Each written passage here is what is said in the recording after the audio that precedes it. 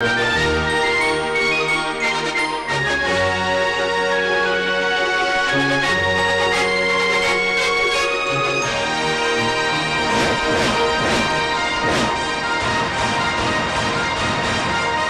பார்த்துக் கொண்டிருப்பது உங்கள் இமயம் டிவி.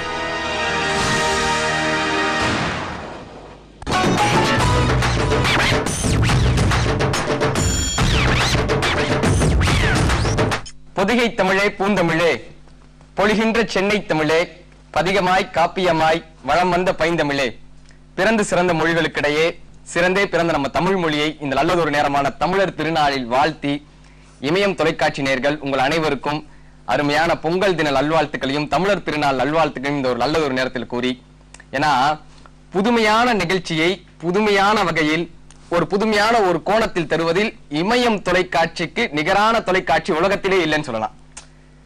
என்னைக்குமே ஒரு பட்டிமன்றம் அப்படின்னா ஒரு அனுபவம் மிக்க பெரியோர்கள் கூடி பேசுகிற சபையாக இருந்த ஒரு காலத்திலே அனுபவம் மிக்க பெரியோர்கள் மட்டுமல்ல, ஆற்றல் மிக்க இளைஞர்களும் அங்கு இணைந்தால் மட்டுமே வெற்றி கிடைக்கும் என்கிற சூத்திரத்தை கண்டுபிடித்து இன்னைக்கு ஒரு வெற்றிகரமான ஒரு நிகழ்ச்சி, இளைஞர்களுடைய நிகழ்ச்சி, அனுபவம் மிக்க பெரியோர்களுடைய நிகழ்ச்சி, எல்லாருமே சேர்ந்து ஒரு கருத்தாய்வா ஒரு நகைச்சுவை பட்டிமன்றமாக பொங்கல் திருநாளில் அடைய தமிழக மக்கள் அனைவரையும் ஒரு அருமையான ஒரு சந்தோஷத்தோட மகிழ்ச்சி கடலோட ஆனந்த கூத்தாட போகும்.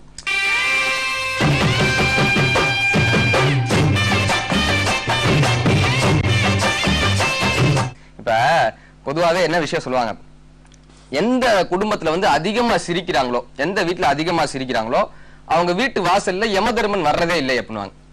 நம்ம பாட்டு இதை போய் கேட்டுட்டு கதவை சாத்திட்டு குடும்பத்தோட உட்காந்து கக்கன்னு சிரிச்சுனீங்கன்னா யமதர்மன் மட்டும் இல்ல எவனுமே வர மாட்டான் வீட்டு வாசல்ல.